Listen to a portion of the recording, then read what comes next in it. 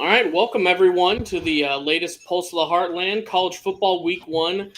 Adequately named Residual Dan McCarney Juice. That one made me laugh quite a bit, and I couldn't think of a better title, to be honest.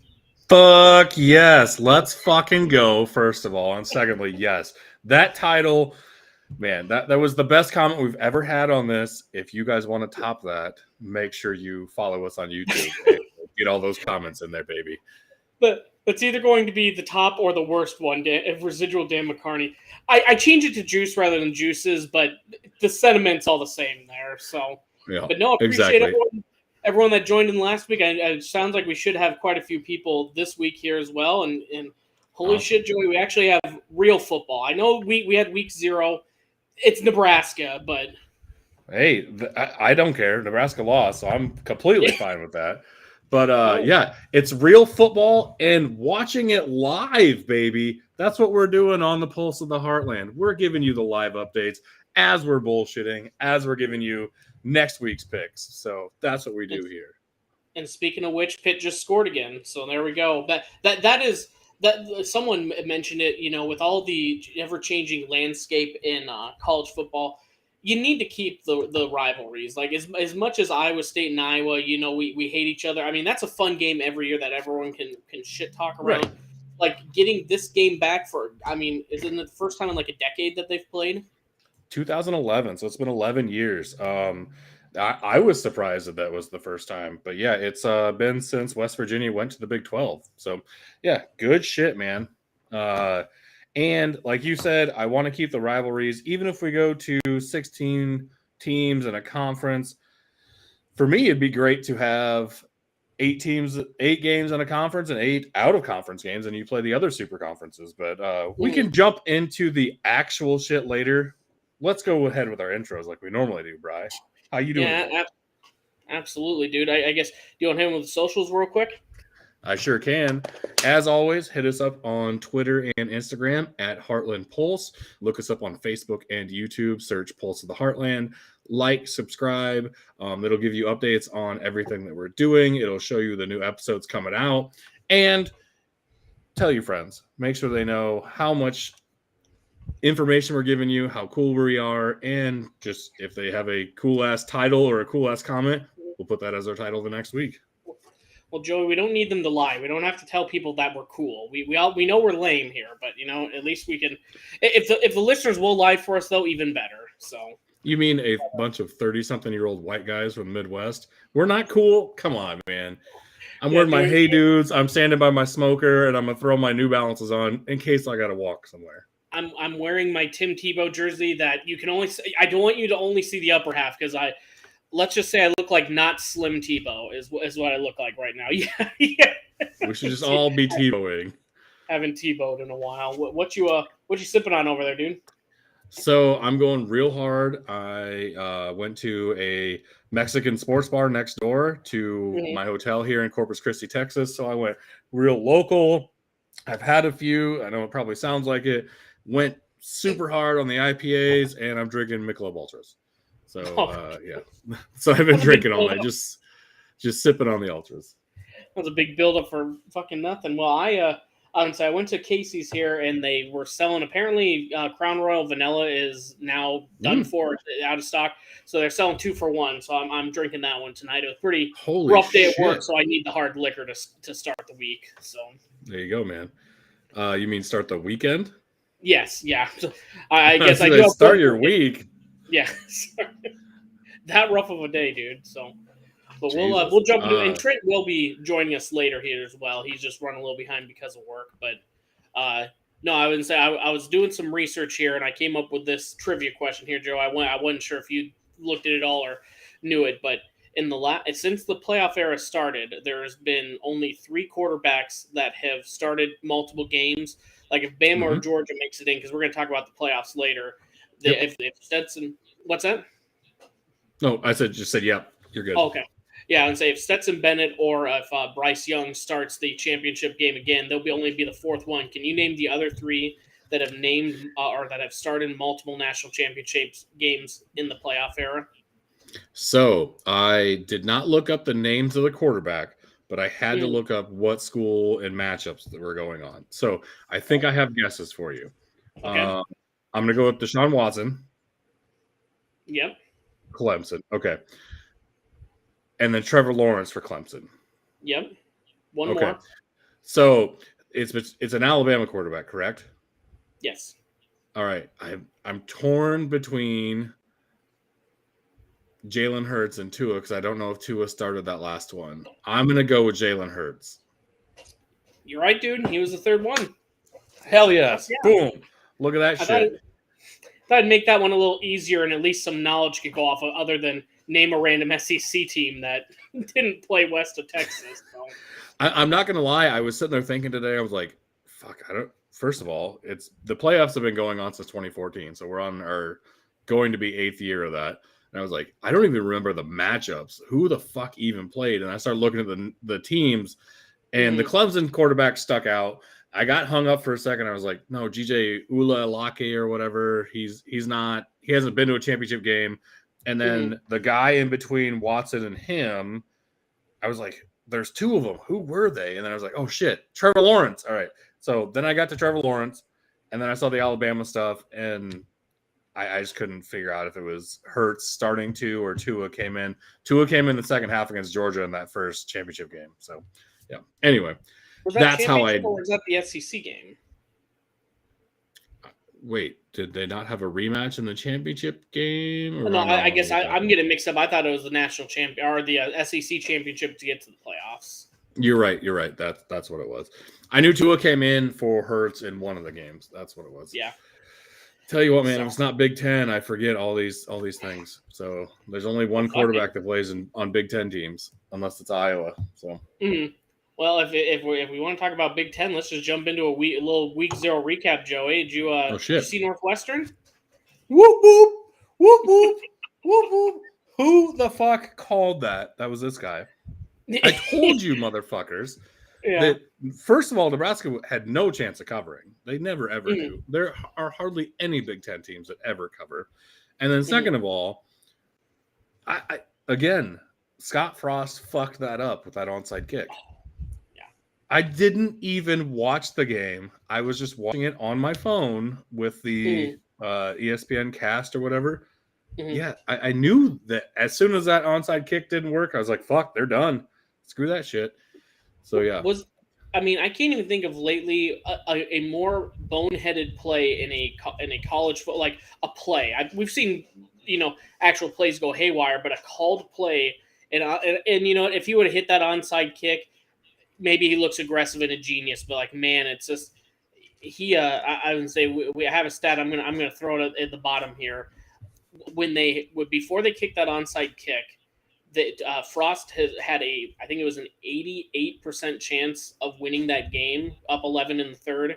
Yes. After they kicked that and then lost the game, that is the 7th time in Scott Frost's tenure where they've had an 80+% chance of winning the game and then lose, and that's the 4th time in the last 9 games. Yep. This is just historically bad choke job. Yep. And I know you have this stat, and I know you're going to bring it up later, but I'm going to jump on it instead. Yeah. If he wins his next 50 games in a row, he'll still have a worse record than Bo Pelini. How does that make you feel, Husker fans? Jesus Christ. I think we were all kind of calling it because, we all recognized when Nebraska first came to the Big Ten, they were good. And they're talking about, we're a championship level team. We're, 9-3 isn't good enough for Nebraska. And we're all like, you're going to give away 9 wins? And at the time, that was when Iowa State, before Matt Campbell went, it was like, we were happy with a 6-6 team. Now we don't have the prestige, but it's just, 9 wins, just, they're worried about Pelini's choke jobs in the championship games or a couple games to get there. And now they're like, that's just, again, astounding how much pull that Scott Frost has had at Nebraska, where he could win 50 games in a row and one catch up to Pelini, and he was fired. Yep, exactly. And so going back to when Nebraska came into the Big Ten, they were a more talented Kansas State in the Big 12.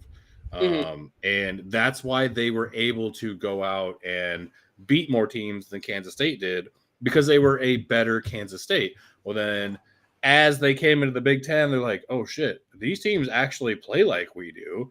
And we can't just run the ball and control the ball because these teams are better at that than we do. So then they bring Bo Pelini's still winning 9 to 10 games a year, not winning the conference or the division. That's fine. You're still winning 9 to 10 fucking games a year and going to prestigious bowl games, and you're in the hunt. Like a couple balls fall different here and there, and you're in the the Big Ten championship game and shit. Instead, they go a whole new route. We're going to bring in this guy. He's from UCF, has all these numbers with Milton at quarterback at UCF and all this shit, and he's our savior. He used to play quarterback here. Blah blah blah. That shit doesn't work in the Big Ten. I'm sorry. Unless you're Ohio State and have those athletes every single year, that's just not going to work in the Big Ten. It's not the way the conference runs. It's not the way that you win in this conference. So for me, Nebraska needs to go back to their roots and go back to getting the big defensive linemen, getting the big offensive line, like Wisconsin and Iowa and Minnesota, like the teams that have success in this Western division, compete for that Western title and then think about other things after that. But they went straight for the gut and straight for the jugular and went, oh, we're going to win the national championship with Scott Frost. Well, shit hasn't worked out. Well, you saw it in the trenches, man. I would say they weren't able to control the ball. When Kirk, as much as I hate watching him do it because he will just run the whole fourth quarter. But when he's up 14 points, he's going to run the ball and he's going to burn 12 of the 15 minutes. He's going to just burn that much time off of the clock that you have left. And Scott, when they had that lead, they couldn't hold him. And then when Northwestern had the lead, you saw the complete polar opposite. All of a sudden, Fitzgerald was let's just run the ball. You stop us, and they couldn't do it. Yep. And Pat Fitzgerald's been around so long in this league, and he was a linebacker in this league. He knows how this league works. If someone gets up on you with 2 quick scores, no matter who it is, if you chip away at them, you're eventually going to be able to come back, unless it's Ohio State or Michigan. And then you have to go balls to the wall. And that's why Nebraska, when they play those big teams, they will always be in it because they will catch chances here and there. Iowa, Wisconsin, when they get in those games and they have no way to make big explosive plays, they're rarely in those games. So that's the difference between Nebraska competing every week and Nebraska competing against Ohio State. So, like, when people see them and they're competing with Ohio State on the random-ass weekend in October, it's because they go for chances and stuff, and they go for broke. And sometimes that works. And then other times they get blown out 62-0, and then they have no chance whatsoever to compete with anybody. So, for me, like I said before, Nebraska has great players. They recruit well. They just need a better coach. I have no faith in Scott Frost. Thankfully, I am not a Nebraska fan, so there's that. Far from it. Brad, because you've been watching this game as well, Joey. Brad was asking what your thoughts on West Virginia were with JT Daniels in this in the backyard brawl here. So JT's been splitting time with their other quarterback. The other quarterback threw a pick that went off the receiver's hands into the defense. I think West Virginia looks good. I don't know, and I said this before in our college football preview, I don't think Pitt is as good as their ranking at 16. So West Virginia looks good. I don't know if they're, beating up on 16 and they're very good, or if they should receive votes because they're beating up on the 16 team. Yeah. Good. And it's also a rivalry game, Yep. And it's the first game of the season for both of them and stuff. So West Virginia has talent, and they're in the Big 12. If that defense keeps getting turnovers like they have been in this game, I think they've got 4 already. They're gonna make some noise. Do I think they compete with the Oklahoma States, the Baylors of the Big 12? No, but I think they could, find something here and there. So yes, you're right, Brad. They actually do have a D. And like I said, I think they've got multiple turnovers in this game. So I think they can compete. I don't think they're ever going to win the Big 12 in this season anyway. I shouldn't say ever, but, this season. This also might be one of the best uniform matchups this fucking season, dude. You see both. Yes. I love not only just the helmets of the actual. I love the state with the logo inside of it, but country roads on the back of the West Virginia. The throwback Pitt uniforms with Right. I don't even know what you'd call it, Pittsburgh blue, I guess I'll call it. But no, Yeah. this game is just fucking Pittsburgh just breaking off a run in. Well, he got stopped at 10. Sorry. Well, we got to quit getting distracted here. But no, that West Virginia competing at least is going to be fun. It's. I think the Big 12, like we've talked about, is you have your 2 to 3 at the top with Oklahoma State, Oklahoma, Baylor, and then you got Texas through West Virginia, where you can just kind of interchange all of them. I can see Iowa State 6-6. I can see them 8-4. I can see West Virginia 8-4. I can see them 4-8. I mean, it's just gonna. I think they're just gonna beat the shit out of each other all year. Right. Yeah, and it's like you said, anywhere from Texas to West Virginia. So your top 3 would be Oklahoma, Oklahoma State, and Baylor in the Big 12, correct? Yeah. And it really depends on literally, I guess, all their quarterback play, because Baylor, from their confidence in letting Bohannon go last year, who got them to where they were, getting to a New York Six Bowl, to letting him go and they have that much confidence in their backup, to Oklahoma. And again, Oklahoma has all the talent in the world, but they bring in a quarterback from UCF who is solid. Can he compete with Big 12 defenses? And then Oklahoma State, again, Sanders, he was the starter all year last year, but he was an athlete, and more an athlete than a quarterback. So if he can take that next step, whoever has the best quarterback is probably going to win the conference. I agree with that, and that's normally the way the Big 12 goes anyway. I mean, no offense, your defenses aren't always great, so whoever has the best quarterback usually wins that conference. I mean, look at RG3 and who he was surrounded with at Baylor. Like, there's no reason Baylor should have won that except for RG3. So, yeah. No, they've definitely got at least caught up to better than how many times a decade, 12 years ago, when it was 63-58 or something in a TCU Baylor game. Now at least it's more respectable score, and we can compete outside of the conference, and at least defense wise. So right, exactly, I agree with that. But no, I guess just moving on to, just so we can kind of get to the actual games and get rid of some of these stories. But there's rumors go around now. This is the second meeting in 2 weeks. We talked about Oregon last week meeting with the Big Ten, and this is just lawyers. This isn't coaches or presidents or anything. Washington, in back-to-back weeks now, Washington is now talking with the Big Ten about potentially joining. And the rumors surrounding it is Washington, Oregon, Stanford, Cal. They always mention Notre Dame because they'd be stupid not to, but I think they're really targeting those 4 to round out that West Coast and have a 18-team conference and have your West Coast, your Middle East, and the Middle West. Middle East. Yeah, well, I mean, Midwest. I like that. I like it. First-time caller, long-time listener, thought this was a football podcast, not the foreign country Middle East podcast. Are you wearing a Rocky Mountain High shirt? What are you wearing there? I don't get it. This is a Jack Trice shirt. Come on. I got that same one. I could go put that on. We could be twins, Trent. Shout out Cyclone Fanatic, man. Absolutely. I would say they were sold out first time I tried to get it, so I'm glad they finally have them back here. But no, I would say with Washington talking, and they're kind of honing in on those 4 teams. If you're, and again, this is Big 12 homer talking, but if you're Arizona State, Colorado, Utah, the 4 that we've been targeting, and you see the top 2 brands are doing everything they can to get the hell out of there, why wouldn't you just pull the trigger before you're left in the dust?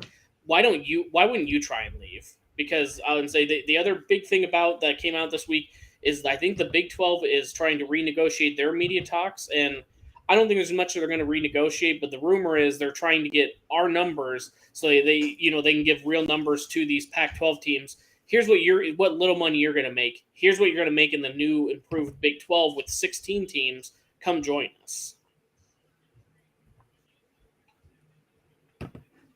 Trent? No, so Anyone sorry. can talk.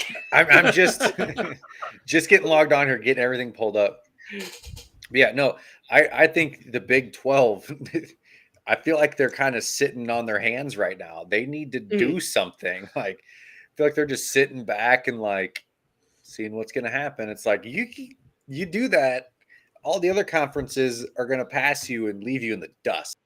So they need to do something.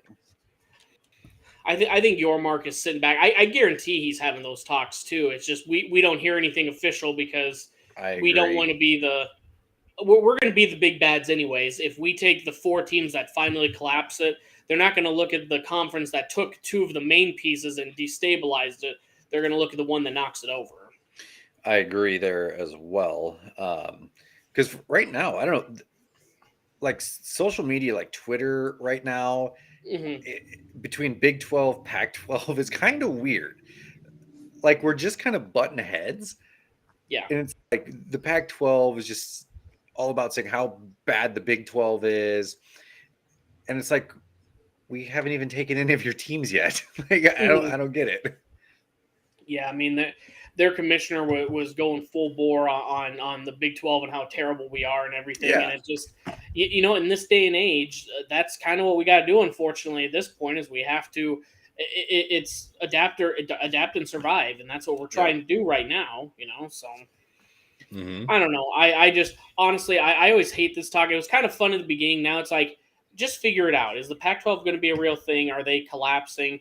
I know the Pac-12 said they made a big issue there, or stink, because they said, well, we've had a dozen or so schools reach out that want to join the Pac-12. It's like, so the Mountain West, the Mountain West, every school reached out, of course, Yeah, Boise State.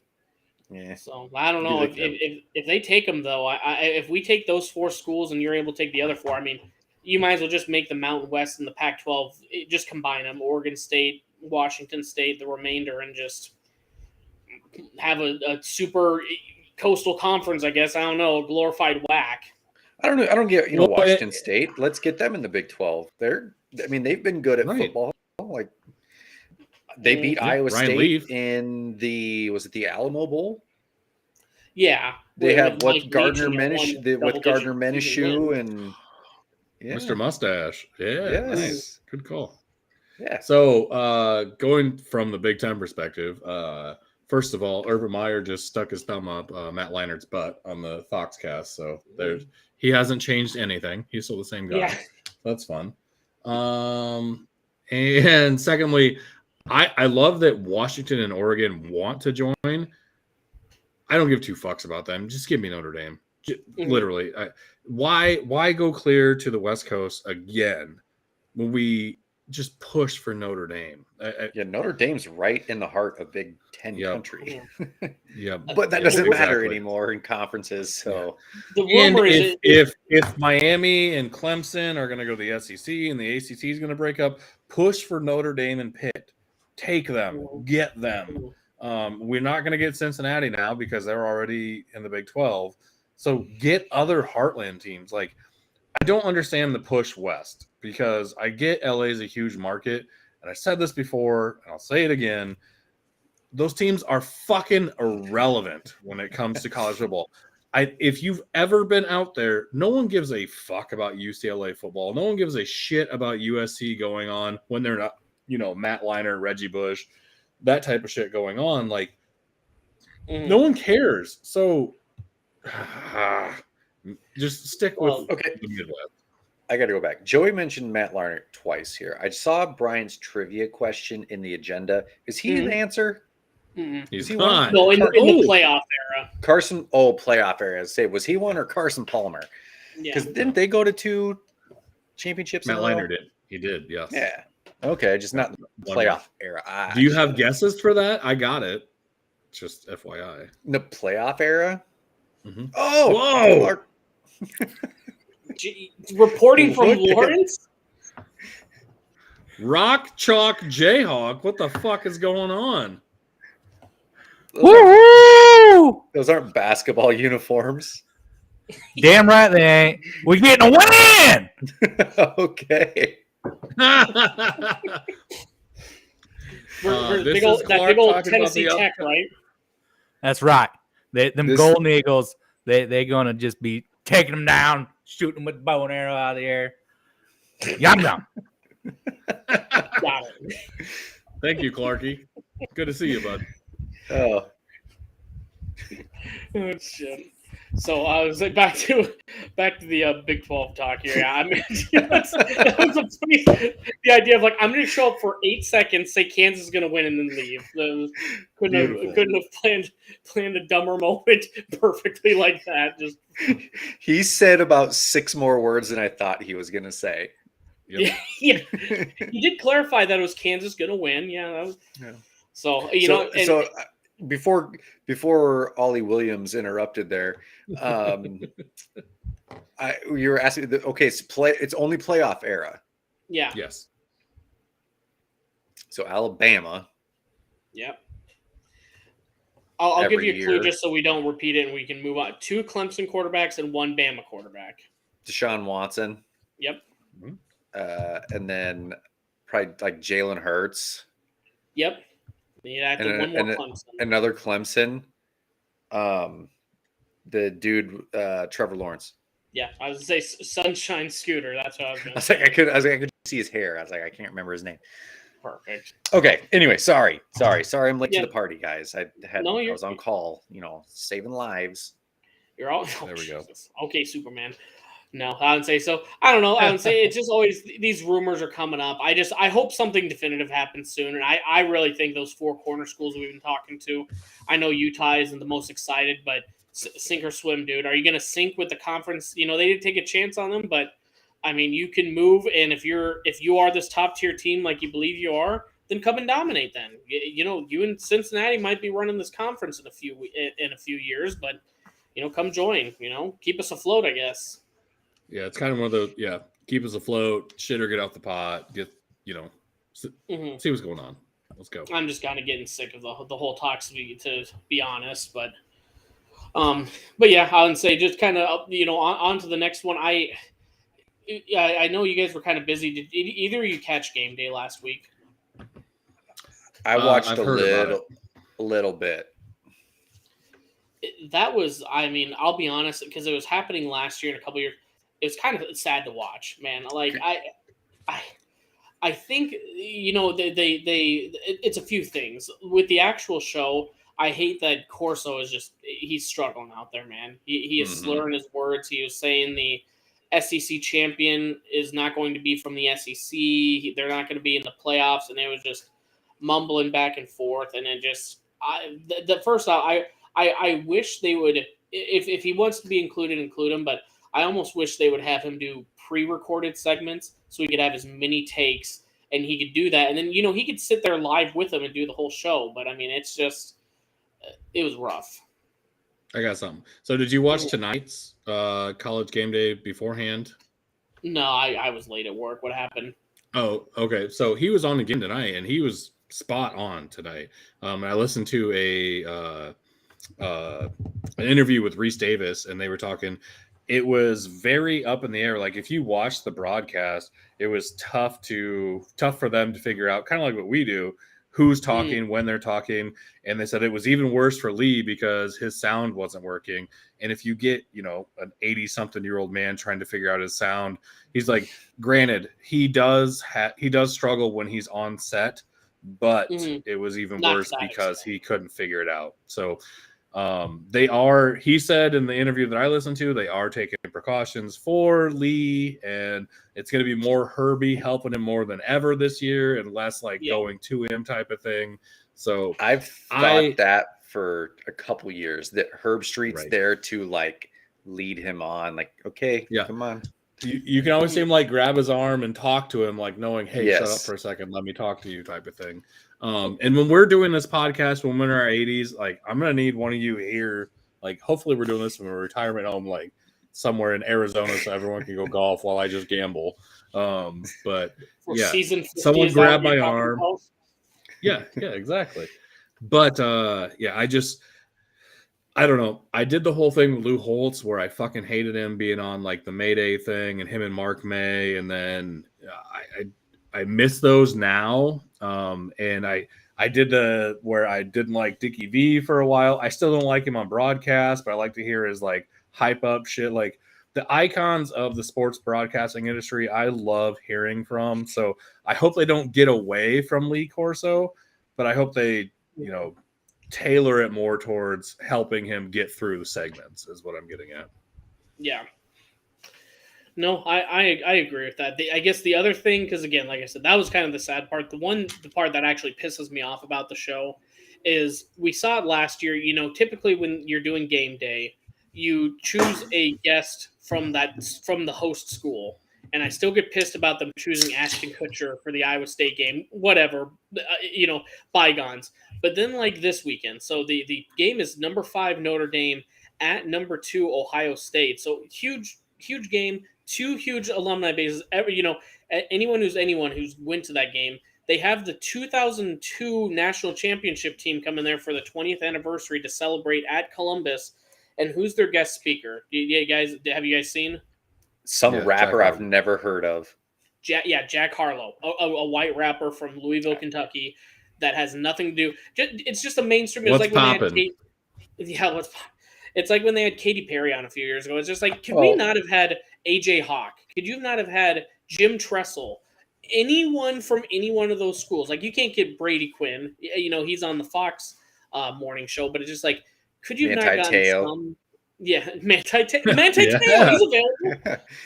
LeBron James. Well, it was the same thing. Like the first time they came to Ames, it was I like Eric Church, but it was Eric Church. Like, right, nothing to do with either school. Yeah, I mean, it's like they like corn. They might as well have either just made their guest a Bush Light or a kernel of corn and just say that's what you Iowans like, and we would have said yes, that's better than Eric Church at that point. So.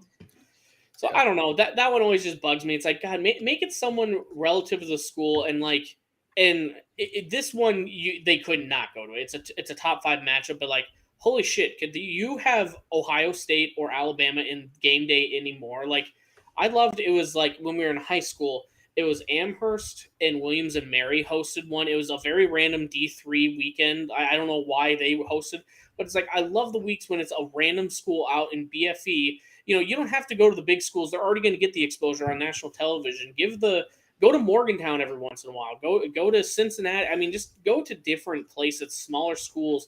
Give them the exposure, because it's like, oh, cool. It's Ohio State for the 4th time this year. Away, home or away. It just a couple years ago, they were.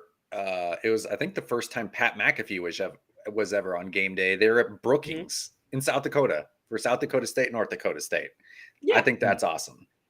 Exactly. The college football is not just D1. Spread it across the whole country. Yeah, and then you can kind of see random, oh, shit, Brookings, South Dakota. And then guess what? You're going to change and watch the game you want to anyways. Or it's out, they weren't going to play South Dakota State on TV. So I don't know. Just old man yelling at cloud moment there. Well, and see, as a consumer standpoint, I want the opposite. Like, I only want the big game. Like, I just want them to hype up that game. It's like a UFC fight for me, basically every Saturday, and that's all I want to see. So you want to see Ohio State be on game day 3 times this year, like they probably will be anyway. Yeah, and I want to see them versus Michigan. I want to see Alabama, LSU. Back when USC was actually relevant, I want to see USC, Notre Dame. I want to see Clemson, Miami. Like, I want to see the big storied rivalries, and give me that heavyweight matchup, and then everything else is like a prelim for me. So I understand what you guys are saying, and I really respect that and like it. But yeah, it's the opposite for me. I want to see the big stuff. Joey just secretly is the biggest Buckeye fan. Talks about, I counted all the stickers on their helmet. They get a sticker for being the dot on the I and for being in the Big Ten. And oh my goodness, I don't know. I'm getting tired of fucking seeing Ohio State. They're going to be in the playoff. We're all going to have to watch them at least one game this year. Just give any other school a shot, Yeah, but if game day was in Ames 4 times a year, you'd be completely happy with it. Nah. I've already went to it once. Like, I mean, again, every time they've gone, we're 0-2. Stay away from Ames at this point. Yeah, don't go to Ames. Christ. I get what you're saying about not being in the same place 2, 3, 4 times a year. I get that. But, like, give me the big matchups. And that's what sucks about the college parity right now, only being the SEC, Big 10, Big 12, and sometimes ACC, Pac-12. Like, they don't go very many other places other than – Tuscaloosa, fucking Columbus, Baton Rouge. Like, they only go to certain places. I would say go to the big games, but just don't go to the same place more than once in a year. Yeah. I get agree. that, but I'd be what okay if with there's that. like Just a big go to the big matchup like ones. this week? What if there's a big matchup like this weekend where Georgia goes to Ohio State and then Michigan plays at Ohio State? Like, I get what you're saying, and I'm Pick glad which there's one, multiple, ESPN. and that's why I'm glad there's multiple casts going on now, because personally I like the Fox Sports one, and I'd rather watch that anyway. But normally I don't even fucking pay attention because I'm by my smoker prepping for the meal. So, in case you can't see what I'm showing here, Ohio State has had 54 appearances in College Game Day. Alabama 52, Florida 41, Oklahoma 39, Florida State 35, Michigan 35. Ohio State has hosted 21 times. Holy shit! Can we just get anyone else in there? Like I'm saying again, once a year. Lee Corso might as well just have an apartment in Ohio State, in Columbus, Ohio. They don't even unpack the Buckeye head from their equipment. They just keep it in the truck at all times because they're going to be there 4 times this fucking year. By the way, I did look it up. The Big Ten's awesome. For the record, Ohio State has had the most consecutive appearances of 3 times in a row on game day. What? Just fucking yeah. It was a couple years ago. They had 3 weeks in a row where they were either hosting or they were going to a school and they were on the national game of the week. So, like I said, just get some more. Okay, you sold me. Fuck that. Go to the small schools.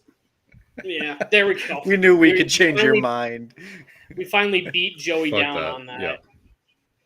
So yeah, but, that's bullshit. No. So next thing here kind of going on. I don't know how much they're going to be able to enforce this. I'm going to pull up the rules again, share it on the screen. But have you guys seen this with the new defenseless player in the SEC? Is this the quarterback? Yeah, thing? Yes. Yeah. Yes. I need to grab another beer. I'm going to grab like 17 because I fucking hate this. So yeah. much. Yeah. A defenseless player, hold on. A defenseless player is someone who, of their physical position and focus of concentration, is especially vulnerable to injury. When in question a player's defenseless, examples of defenseless players include, but not limited to, a player in the act of or just after throwing a pass. This includes a player in a passing posture with focus downfield. So we're just done with Don't hit me. Don't hit me. Don't even think about it. That is why even play the game if you're not going to have a sack. I mean, there is going to be what am I trying to say? Roughing the passer. There's going to be a large penalty for a sack that's happening. They're not even going to let the sack happen. I can call it at least one game this year. And it's going to dictate the entire game. But I mean, how ridiculous is that, man? I don't like this. Like, in the act of throwing, how many This times is does a quarterback bring the ball back, they Right. get hit, and they still get sacked? Like, you're taking away sacks from play. So- Well, yeah, and they don't like Trent saying, they don't even define what the act of throwing is. Is it here? Is it here? Is it somewhere in between? Like, this is an act of throwing, going back. Like, so the tuck rule's just fucking gone now. Like, I don't understand what they're doing. I don't know. I saw this one. We're probably just all overreacting, but like, man, like when the first time that happens, and it'll be with a Georgia, it'll be a big SEC school probably versus a Mississippi State that actually is having a chance to win the game. They will completely stop the momentum with a call where a quarterback was focused downfield and throwing the ball. You can already see it now. I can see it in Joey, the pain in his eyes when I'm talking about it. You wonder, is this going to be like the whole offensive pass interference thing in the NFL a few years ago, where they got really crazy with it, and like the first few games they called it a lot, and then it just kind of went away. I wonder if it's going to be like that. Most likely. I mean, it's got to be. Right. Because if they continue that, I mean, they're going to have completely different rules. At least the part where focused down the field, it's going to be. I hope it gets to where we're just overreacting, but Yes. And I hope that they, in the referee symposium that they do every year, I hope this is broken down more to like what the actions actually should be, because otherwise there's going to be so many different refs. It'd be just like umpires in baseball. What's a fucking strike zone and what's not? At some point, I'm okay with all robotic refs in all sports. Just let it be and let them look at it, because we're gonna have fucking drones like bugs all over the place. They're gonna see every fucking angle, see when the ball like leaves a guy's fingertips and it comes out, and that's a fumble there. So if he falls 2 yards forward, it's on the 46 or whatever, and like it's gonna be crazy. I don't know how they don't have those tennis cameras that you can give an exact line on where the ball was in or out. How do we not have an exact camera in some of these stadiums that you'd be able to zoom in? You know, it was a week or so ago with the Seneca Wallace was out or in from 20 years ago. I mean, those types of angles in games, they haunt my nightmares. He was out. He was what? What did you say, Joey? He was out. You're lucky you're in South Texas right now. All right, okay. Joey, thanks for joining us. It was great having fun. Welcome back to Cyclone Talk. Yeah, back to Cyclone Talk. There you go. Before we get an argument on that. Actually. Oh, yeah. Sorry, right before we switch, last thing I want to say is like this rental car that I have, it has these like little sensor things on like locking your stuff. Like, how is that not a sensor like in the football and on their gloves?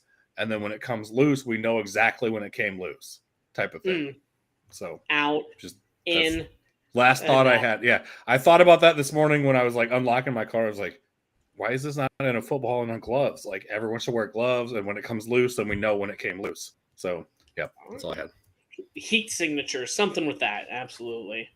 We had the story about how South Carolina nicknamed the mascot the General over Cock Commander, and then this whole controversy, like 2 hours ago, they decided to change back to Sir Big Spur. Like, apparently the Roosters are. So the owners. What's that? What did they come up with? The original. They're going back to the original name of Sir Big Spur on this rooster. What was the thing? You said General something? They've changed it to the General because the owners were having a disagreement on if they combed the head, like if they cut it off. And then they agreed, I guess, today. And then now they're changing it back. But the General, that's not Cluck Norris. Yeah. Wasn't Cluck Norris, not Cock Commander. Cock Commander, Cluck Norris, and some Pollo. Oh, Marco Pollo. Weren't those the final, like the three? Yeah, I mean, there was like Colonel Cluck. There was like Broster, but it was spelled like Rooster, so it was Brewster. I mean, they had some names and they've votes, and then they just went with a completely like they had a vote of eight names, and then they went with the ninth one, and now they switched it back. I'm tired of South Carolina. Spencer Rattler's not winning the Heisman now. Nope. So that was I had finally paid attention a little bit to the SEC, and then that's the shit they pull. So I don't know. I'm sure South Carolina will upset Florida or some shit this year one time, and then lose to Clemson by 53. So what is their schedule? I haven't even looked at it. I don't know. I think they're in the Georgia side of the SEC. Yeah. So, yes, they're in the East. I mean, any college football fan knows that. Hey, Joey, we don't shame people because they don't keep track of every division of every conference. Who's in the WAC East? Everyone right now shames me on every single fucking podcast. Yesterday was just for the podcast, so you can suck it. That's what happens when you're a Falcons fan, though. You know that's the territory. Yep. Falcons fan, and then I do a college football podcast with two Cyclone fans. So we know best. Georgia A&M, Clemson.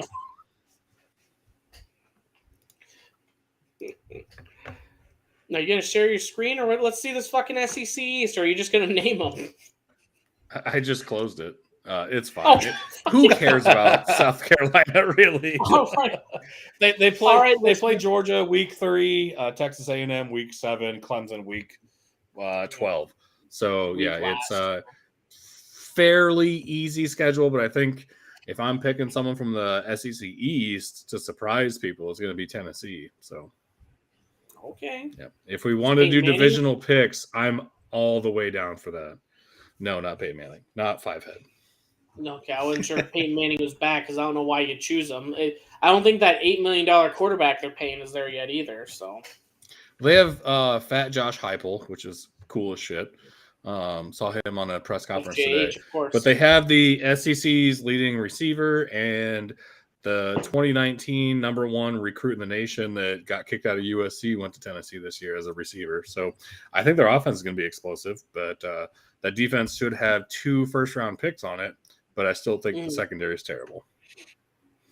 And I heard all of this from David Pollard today on ESPN. Just FYI. Still got to get through that vaunted Georgia offense now, though. Remember Stetson Bennett last year lighting people up? Yeah. 180 yards a game? Insane. Yep. I love how – so I heard a stat today that Georgia has the fewest returning – the percentage-wise fewest returning starters on defense out of the nation, and they're still ranked 3rd. 18% of their starters come back. Well, fuck, when you have 5 first-round picks on a defense, that makes sense. So, yeah, that happens. Yeah, I'm sure they passed some knowledge around. So, yeah. Well, speaking of new starters here, Michigan, they're starting 2 different quarterbacks in each of the first 2 games. TCU talked about starting all 3. I mean, we've been blessed by having Purdy the last 4 years. Joey, you've had consistent quarterbacks at least year to year to year. I mean, that just no. I mean, how would you feel about them telling you we're going to start all 3? You have no indication on which of the 3 you're going to start. That's just insane. I feel like this is something you should have ironed out. I mean, last year. Yeah. So last year they did Petrus versus Padilla, Padilla at Iowa in week 4. So, yeah, that was a controversy in week fucking 4 because Iowa's offense was so bad. But, yeah, if you're coming off a playoff appearance, that's a tough pill to swallow. To me personally, Cade McNamara makes no sense. He starts, so. Mm-hmm. So does Michigan return their quarterback from last year? Yeah, I thought it was Cade McNamara, wasn't it? Or am I wrong? I don't know, but I'm just saying, like, I got it. You got a quarterback on your roster that took you to the playoffs. If he's still there, there shouldn't be a question. Yep, McNamara started all their games last year. I don't get it. I just don't. Their backup better be freaking good. So it's this McCarthy kid, and he's supposedly really fucking. Well, God, I would hope. Took you to the playoffs last year. Yeah. I would really hope so. If there even is a contract, I mean, I don't know. I think they said McNamara week 1 versus Colorado State, and then week 2, JJ versus Hawaii. But I don't know. I that just doesn't instill much confidence. And honestly, it just you can't pull the trigger on a decision. I mean, it almost feels like when you're doing that with like Michigan, you're going to start the first 2. It's almost like you don't want them to just transfer out. You know, you want to have that insurance plan, so you're going to give them the shot week 2. You know, fair shot, and probably still end up with the same starter. Who does Michigan play week 3? Right. Oh, I don't know. know. But it's already been announced that McNamara is starting week 3. Connecticut and then they play Maryland for homecoming week 4, and then at Iowa. So they're finally going to play a game 5 weeks into the season. I was going to say, do they play like Ohio State or somebody week 3? That way, Ohio State doesn't know who to prep for. No, yeah. So I'm reading a Michigan blog right now, and they're saying that McNamara starting 1. Hawaii just got blown out 62-7 at home against Vandy. So that's why they're letting McCarthy play, so that he can have experience and let McNamara rest. And then McNamara is going to start week 3. So it's basically like they're having a preseason game week 2. So I don't think there's a controversy there, but I don't know if McCarthy puts up like 600 fucking yards and 8 touchdowns. I mean, I suppose you got something. There'll be a controversy. You know what I'm that. saying? Yeah, Right. versus those Rainbow Warriors. Play your best players. I hope they Right. lose. Yeah. Because of that. Right. I agree with that. But I mean, I guess that it's less of a controversy than we're making it out to be, but still, like, that doesn't look good if you're starting 2 different teams, 2 different weeks type of shit. Now, if they start, say they let all of their number 2s start for the second week and everyone plays, I get that. That's fine. Like, let them get experience. So, yeah, we'll see what happens with that. And for sure, Michigan has never had a small team come into Ann Arbor and beat the shit out of them. So I mean, you should just play all your 2s week 2. App State, baby, all day, every day. Yeah. What was that? It was the anniversary. It's like 15 years ago today, or this week, wasn't it? That would be was it about 2007? right, because that would have been when I had my season tickets in Ames, and I remember we were at the Iowa State game when that happened. Mm-hmm. Oh shit! Yeah, I remember watching that one live. That was pretty fucking legit, man. So, but let's actually get into some real football with some real football teams here. We're going to go over the kind of pulse teams right now for week 1. Now I forgot Louisiana Tech and Missouri played tonight. I would say either you happen to have the score in front of that. That one I thought was on Saturday, so I put it last. But I can jump on it. It's 2 away from me. So Louisiana Tech, they're 19.5-point underdogs versus Mizzou. Iowa, they're hosting South Dakota State this weekend. The Jackrabbits are 15.5-point underdogs. Iowa State, they're hosting the Red Hawks of Southeast Missouri. They are 37.5-point underdogs to Iowa State. And then Florida State is just 3-point underdogs for LSU. So Mizzou score 24-10 up with 9 minutes left in the third. Yeah, honestly, that one, I meant to put some money in to start doing some bets for this weekend. Nothing against Mizzou. I thought Mizzou was going to win, but I mean, 20 points for them to cover, that's going to be a pretty tall task. So my work had a tailgate for it tonight, and I was asking Rochelle, I was like, are you going to go to it? She was like, I don't really like football. I was like, yeah, they're probably going to get beat, so don't. That's how much I have faith in Mizzou. Well, they're proving you wrong here, Joey. But what about Iowa this weekend? How much are they going to beat South Dakota State by, so we know how to bet it? I would bet the South Dakota State covers. I don't have any. I bet it's 14-0. South Dakota State's a solid FCS program. Yep. I mean, I bet Iowa shuts them down. If I had a defense like Iowa, I wouldn't be too worried about it. But I wouldn't want to see them in week 1. Yeah. And we had the same thing a few years ago with Northern Illinois. We had a great defense coming in. Their offense was good, but not great. And their defense was stout. We couldn't put up points. This is the same type of situation. I think Iowa takes care of business, but yeah, if I was betting, I would put $10 on South Dakota State to cover. I think it'll be 14-0 or even closer. Yeah. No, I hear. I would say I was thinking the same thing on ours. Now we have a smaller opponent, not as good as South Dakota State, but I mean Southeast Missouri. I love Iowa State. I think Hunter Dekkers is gonna fucking sling the football this year. Big strong arm. I don't think we're gonna beat. I don't think we beat any school this year by 37.5 points. That is a shit ton of points to just. Even if you go up by 6 scores, you have to hold that. Bringing in your second string unit. I'll be honest, Campbell's usually pretty vanilla week 1 because he thinks it's going to help us in Iowa week 2. I mean, I was probably one of the most defensively sound and disciplined teams. Just let it rip. We just keep the pedal to the metal and run it. But I still don't think we cover 37.5. I think we cover 21. We cover 28. That's 5.5 scores. I don't think we cover that. That's a lot of points to cover. somebody out there is, I don't know, must be real confident. Vegas must be real confident in Hunter Deckers, unproven. Mm-hmm. When he's come in, he's shown signs of being really good, and they've said that he's had an awesome camp.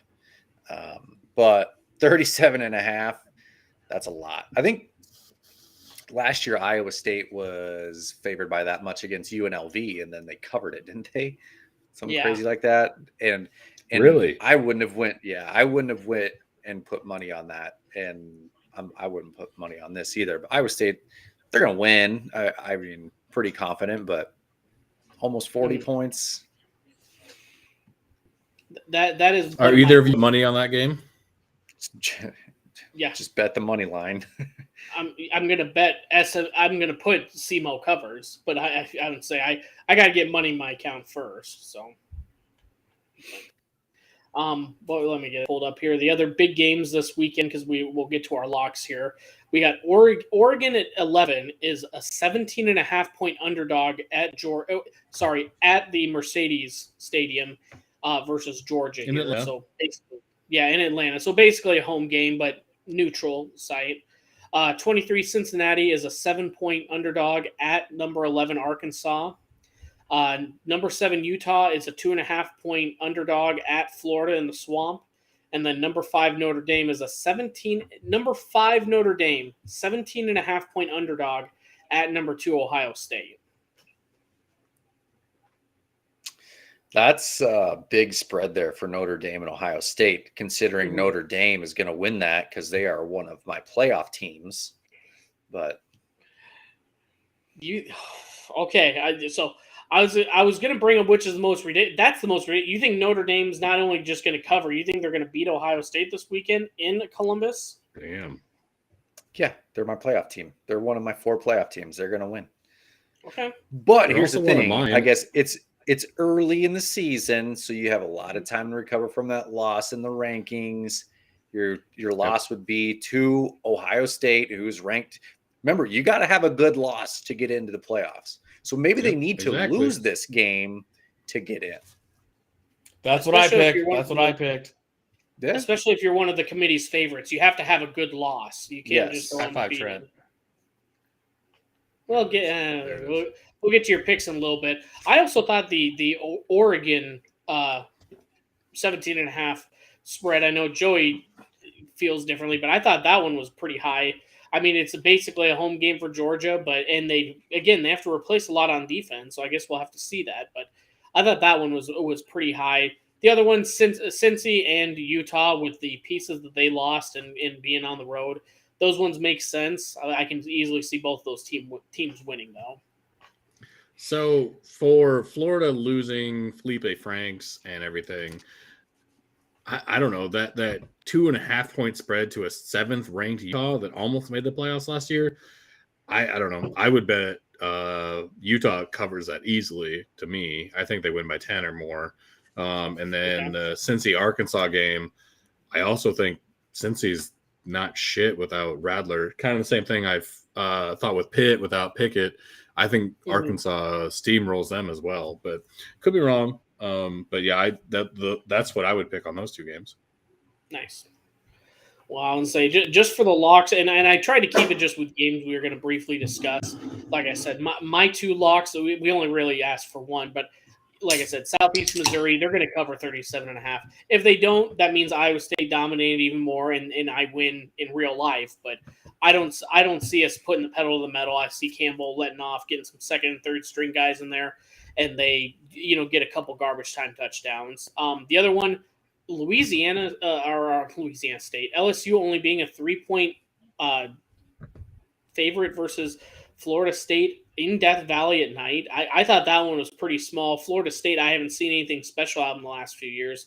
I think LSU beats them, probably by at least 10. So I think we lost Joey there. Trent, do you have any locks that you absolutely want to give the audience? I'm looking right now. I don't have the spreads. So I don't know. I wish I had the spreads in front of me, but I don't. Joey, can you hear us? Yeah, I can. Can you hear me now? Sorry, my internet's going in and out for some reason. Yeah, that's no it's problem. Hurricane season down here, even though there's not a cloud in the sky. So. I would say, well, you not only we were talking about that Oregon spread. Do you think Georgia's going to demolish them? Yeah, I don't think anything coming out of the Pac-12 this year is going to be. I think Georgia has Stetson coming back. Everyone's got questions about their defense and everything. I definitely think Georgia covers the 17.5. I think they win by 21 plus. Brent, there is your solid bet. The poor kid wants to get some Raising Cane's this weekend, guys. If we lose 21. These bets, there's going to be a child going starving in Iowa. He's not going to be able to get his chicken tendies. So he's going to pay extra for that sauce. Second one. Now that you did, and now that Utah,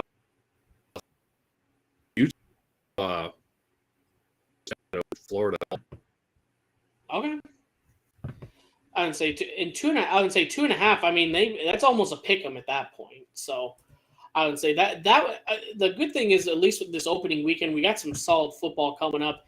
Just luckily, these games that you have to schedule 15 years in advance, we have a top 5 matchup, and we got a couple pretty solid ones as well.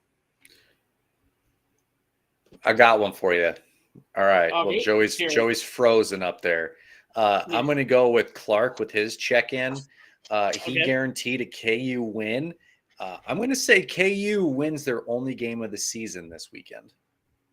Oh, there's been people that are getting high on Leopold. They're talking about how he's going to get to like 3 to 4 wins this year.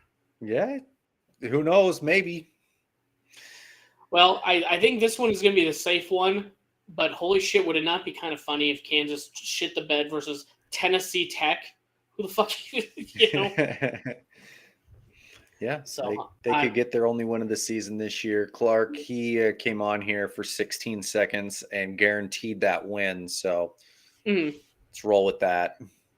All right. Well, I would say that would be one of them. If you've ever done the pick'ems, it would be the one where you have to choose each team a week, and if they lose, you're out of it. This would be the one I have to pick Kansas. This is the 1 week where they're actually going to pull it out here. So yeah, and you can't pick them twice in the season. Yep. So Brent, there you go. Bet the house on Kansas. Never. The kid wants to eat, man. We're not going to tell him to. That'll just be with all your leftover Raising Cane's money. You can bet on KU there. So can you guys hear me okay now and everything? Yep, we're good now. A little fuzzy, nice. But we're not here for our looks. We're here for our picks. So exactly. Here, I'll just turn my camera off, and you can just hear me. Oh, there we go. Even better. Well, I would say, speaking of picks here, let's just jump in. Fuck you. What's that? You said even better. I flipped you off. Yeah, Joey, it definitely makes you look like you have a face for radio with blocking out your camera there. But I would say let's get into our picks for the playoffs here. I was trying to go a little outside the norm because everything just felt so fucking chalk this year. And then when I'm going through it, I have Ohio State 1, Bama 2, which is the most chalk ever. I had to throw in a Big 12 team, so I think Baylor's going to win the Big 12, and I love the roster right now. Again, if you have a guy that took you to a New York Six Bowl last year and you let him walk because you're so much more confident in the first string guy, I think they're going to be able to make some noise. And then Clemson, I just had to. Unfortunately, I had to go chalk because it just felt so. Looking at it when I was looking at schedules and stuff, Alabama, they're out of conference is nothing. Texas isn't back yet until I see them compete with Alabama. Ohio State, do you know how many road games they play this year? True road games. Sorry. Ohio State, yeah. True road games. Joey says 4. I was going to say 3. Yeah, 4.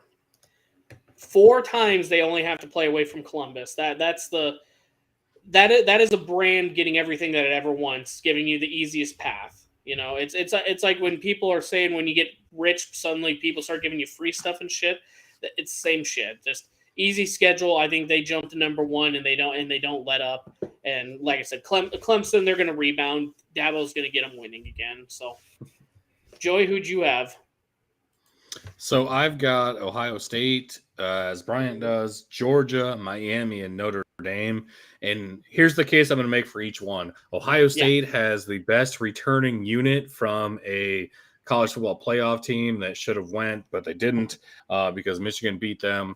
Olave and Wilson are gone, but you got Njabe, you got Henderson, you got CJ Stroud. Give me that all day versus everybody left. Georgia comes out of the SEC. That offense is still going to be as good as it was last year. That defense just reloads. I know everyone says that, 18% of their starters are only coming back. Fuck that. It's Georgia. They're going to get people coming back. Miami, it's their year, baby. This is their jumping point. They're going to make the playoffs. They're going to beat Clemson. They're going to upset people. Fucking Cristobal is the shit. And then Notre Dame comes out of nowhere. They lose to Ohio State, run the table, and that's the only other team that should be in. So, yeah, I got Ohio State, Georgia, Miami, Notre Dame. Give me all of the 1980s. That's what I'm looking for. Well, I mean, I would say Miami with Cristobal. I mean, he won all those championships and definitely won that Fiesta Bowl a couple years ago, right? Yep, exactly, with Oregon. Oh, shit. No, I hate because I just love how he seems like a pretty legit coach. I don't know if this year, and again, they can shock the world with him as a coach, I would say, but they're definitely going to be rising up with Clemson. I just feel like he's got the right stuff. So my thing is with Manny Diaz that was there before was such a recruiter, and he has these kids and has the talent, but he had no substructure underneath him. Cristobal has that. He has the structure from Oregon. He has people in place. Look at that fucking 5'6" lineman coach that is just Mario Sanzabal or whatever his name is. Like, just fucking amazing. They're put in place in the right structure. For me, it's all about management, and that's how Miami should go from here on out. And I think that they are going to surprise people. And for all my fucking money in the world, I will bet Miami over Clemson all day, every day, because I fucking hate Clemson. Okay. Golly, betting with all the hate in your heart, Joey. I don't know how I like that one, but you know what? I appreciate you going different, kind of like Desmond Howard. Did you guys see his picks from a couple weeks ago? I did see his. Did he pick Texas A&M to win the national championship? Yeah, Texas A&M number one. Hold on, I'll get it pulled up here, but yeah, Joey, he had somebody way weird. I was like, was it like not Wake Forest or? No, it was he had Texas A&M, Michigan, Pitt, and Baylor. Jesus, yeah. Pitt. That's who it was. Oh my god, it's losing still. I want to hold on. I'm going to share this picture because I just love how much of a shit-eating grin he had in this. I'll get it shared up here real quick. But it was if Pitt loses tonight, hopefully West Virginia picks it up the whole season, and that's their good loss. Exactly. God, that would be classic week one where his playoff picks all of a sudden week one it's ruined here. Look at that shit, fucking those picks as well. I will commend him for different at least on that one. Yeah. Wait, what's the final score of that game? I'm on it. Watch them just competing. It's 31-24. West Virginia is beating Pitt with 10.5 minutes left. Oh, it's 6 minutes. Okay, yeah. I got 6 minutes and 10 seconds. Yeah. Yep. Nice. So, well, Trent, who did you have for your picks? Well, I had Alabama because, Alabama. Yeah. Texas A&M. So I got two SEC schools. I think Texas A&M is going to be really good this year, and maybe for a couple years to come. They had the best recruiting class this year. That's why Saban and I can't remember Texas A&M's head coach were duking Jimbo it Fisher. out. Jimbo Fisher, yeah. So I think we mentioned this in a podcast a few months ago that there's not even going to play a game. They're just going to put an octagon on the 50-yard line, and Jimbo and Nick Saban are going to duke it out. And then I think Jimbo can win that SEC or the UFC fight, so then they'll get into the playoffs there. Baylor's winning the Big 12.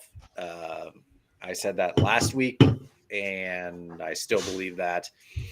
And then Notre Dame, because we talked about this earlier. I gave you a little preview of my pick for the college football playoff. They're going to beat Ohio State week 1. And if they don't, like I said, it's a good loss. It's early in the year. They can have the whole rest of the year to come back from that loss. So that's my reasoning behind my 4 picks. The only one that I had different on my end was I think the winner of I had the Clemson Notre Dame winner, and I just had to go with, I had to make the pick, so I put Clemson, but whoever wins that game, I think, is going to the playoff. The one that I'm kind of excuse me, the one that I'm kind of considering depends on, because they have a strong out of conference schedule as well. I mean, BYU, they have a solid amount of starters, as well as having that independence, being able to work up the rankings. I mean, they made some noise the last couple years. I mean, BYU is probably going to be looking in, but I mean, that's another one that might shock people making the playoffs. So we're texting about this right now. I just brought up that Trent had 2 SEC West teams making the playoffs, and at first I was like, "Oh wait, that doesn't happen." But fuck, it's precedented. LSU and Alabama both made it, so yeah. Well, one of them will have 1 loss. Saban cried some tears a few years ago. Remember when he said he had to be a conference champion, and then when his team didn't win the conference, he goes, "Well, no, actually, it should just be the best teams."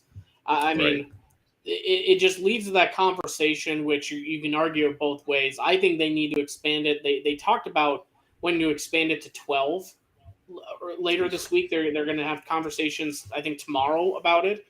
I mean, I think you expand it. I don't think you expand it to 12, but I think 6 or 8. I don't think there's too many more great teams that can compete with the Natty, but having it with 4 teams, and then there's not a set guideline on how they're going to pick the teams, and it's just willy-nilly, how do we get Bama in, and how do we get these same brands in every year? I just think they need to expand it. So here's what's going to happen. Go ahead. They'll have 1 loss. Mm-hmm. So the SEC West team in the SEC championship will win. Whoever is second will have 1 loss. Whoever they play in the championship will have multiple losses at that point and be out. Yep. But you're also discounting any Big Ten team, which I'm not trying to be a homer, but that's just the whole truth is usually there's a Big Ten team in there. Ohio State. Yeah, they got to find a way to change the rules so Ohio State can get in by playing. Ohio State's going to lose week 1 to Notre Dame, so they're done. Mm-hmm. Yeah, but then Michigan runs the table, or Iowa runs the table. Fuck, no, Iowa. There's no way in hell Iowa runs the table ever in my whole entire life. So that's the funniest thing you've ever said, Joey. Iowa. Yeah. You know what kind of sucks is 2021 was the pinnacle of my Iowa fandom, because they'll never get to number 2 again, ever in my life, like even close to that. If they would actually give trust to that offense and do anything with it, I think you could. But I mean, they rely on special teams and defense so much. You don't have to have an offense, and it would just the few games last year, Purdue, Michigan, that was not going to matter anyway. The Kentucky game. I was not looking for like actual analysis. I was looking for you guys to make fun of me, this is nice. I like it. Here's what I think. Building each other up. Iowa's defense and special teams is always so good. Mm-hmm. If they had an offense, they could be number 2 a lot. But Here, Brian Ferentz, be the offensive coordinator. Yes, exactly. And that's the shitty part is Brian and Kirk Ferentz are both going to outlive me somehow. And I will never, ever see a good Iowa offense in my lifetime. The nepotism will outlive Joey. Yeah. One of, the closest I'm going to see. Brian Ferentz has to have a kid, right? Maybe they'll just hand the reins over to him when Brian Ferentz is done, and old Grandpa Kirk is out of there. Mm-hmm. Yeah. So the best offense I'm ever going to see is an efficient Brad Banks handing off to Fred Russell, and that's it. That's it for the rest of my life. And Drew Tate somehow Hail Marying to Tate Holloway. Sorry, I had to get my Hawkeye shit in. No one else talks about it besides me. Didn't the Brad Banks year, didn't they win an Orange Bowl? No, they went to the Orange Bowl and got beat by Carson Palmer in USC. Oh, okay. All right. But yeah, he got runner-up with the Heisman. Yeah. Kirk had one Heisman runner-up, and he goes, let's never do that again. Let's make sure we have a solid line and do nothing with it. Get out of here. No. You're a 5-star QB. Nah. We're good. Get him out of here. God, the year where you would have, to be honest, you would have won to the championship was the Nate Stanley year. That's when you pissed it down your leg.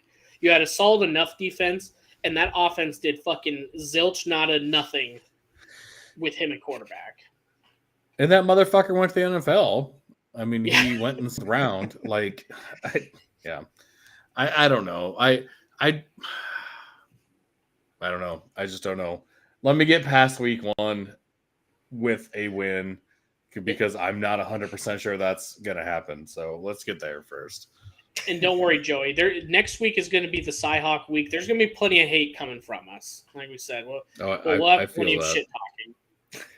And all I can say is, what are you guys, like 0-5 last 5 or 0-4, whatever the fuck you are? Yeah, we're 0-5 in the last 5. And yes, we're 0-6 in the last 6, but that's besides the point.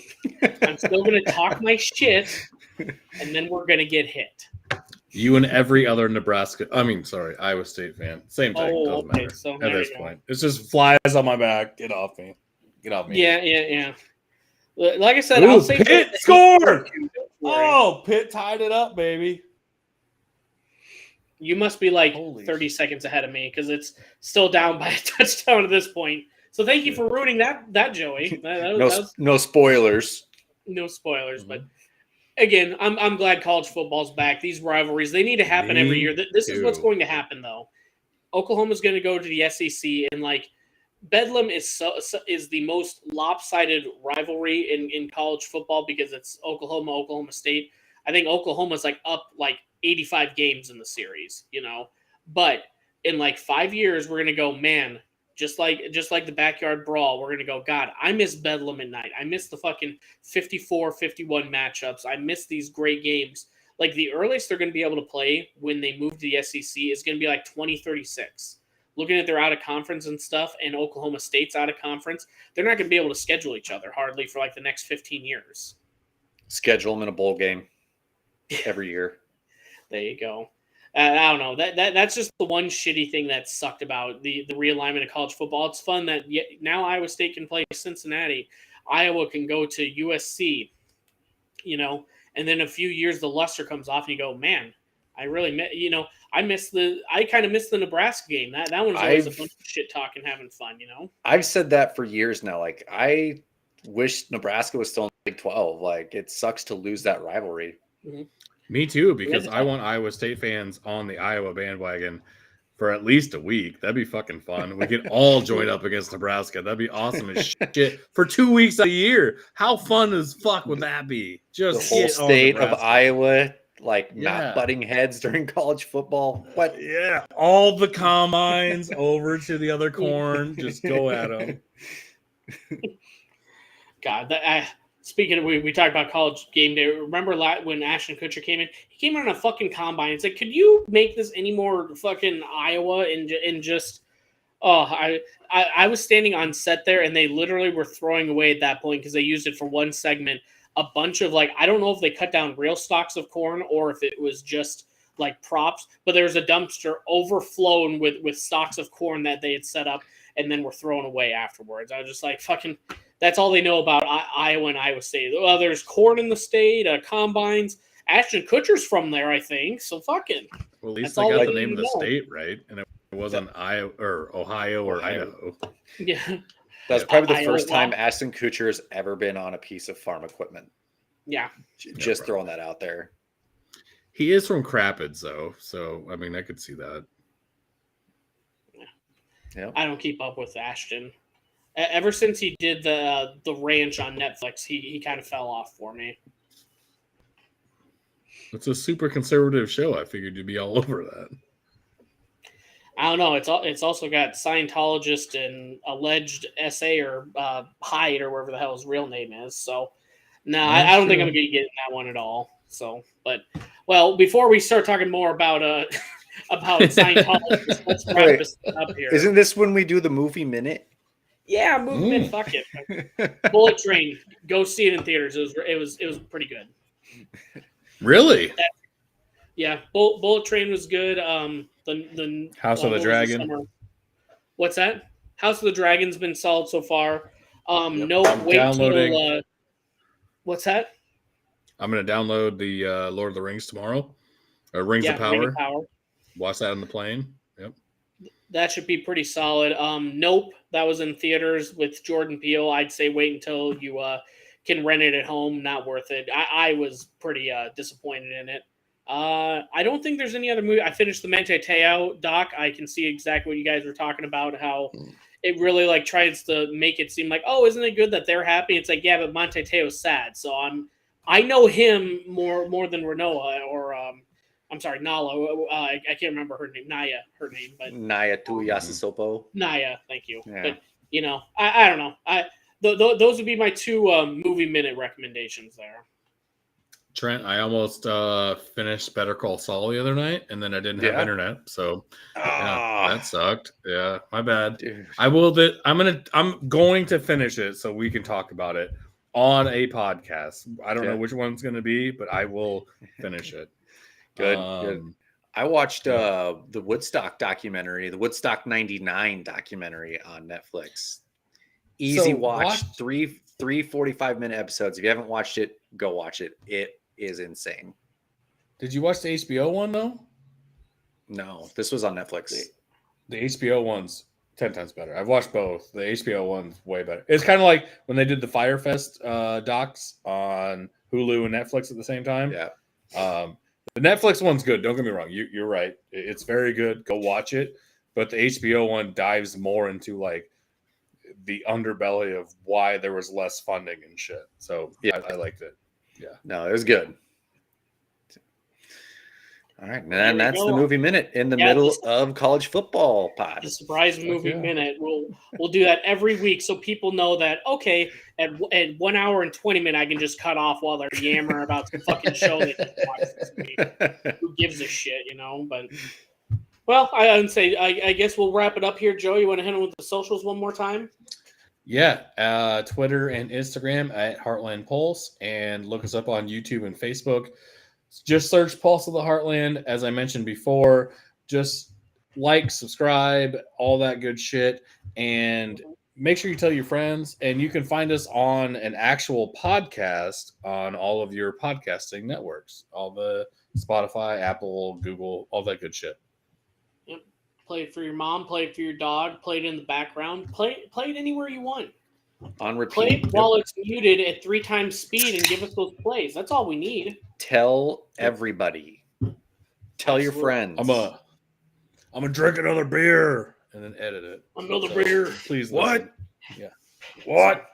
But yeah, no, and again, do appreciate you guys joining in. It's been fun having Brad and I know Blaine joined in last week. Having a bunch of you guys jump in, give us some shit, or and once the season comes in, I think there's gonna be a lot more shit talked about how.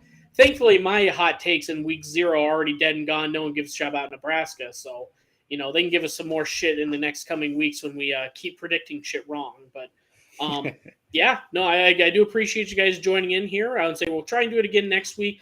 Potentially might look at even doing a little earlier. I know 8:30 is getting a little late, but we'll try and do it same day, same time, and again, kind of join in the live fun. So, do appreciate you guys joining. I will not be here next week, so peace out. Oh shit! Yeah. Huck the Fuskers. We'll see how the cell reception internet is up in northern Minnesota, but I'm guessing it's not going to be good. Well, if there's any hate that you want to give me to Joey for the Cyhawk game, you just send it over and I'll spew it. That's a shitty week for you not to be here. God. One-on-one. I love this. Let's do this. I'll make an appearance. Okay. Okay, good. Let's go, Brad guy. It'll just be one-on-one. It'll be a big old BJ fest. Bryant and Joey. Huck the Fuskers. Sorry, I'm going to miss it. Oh, shit. Yeah, you're going to miss the BJ fest. So, all right, everyone. Appreciate you joining in. Talk to you later. Thank you.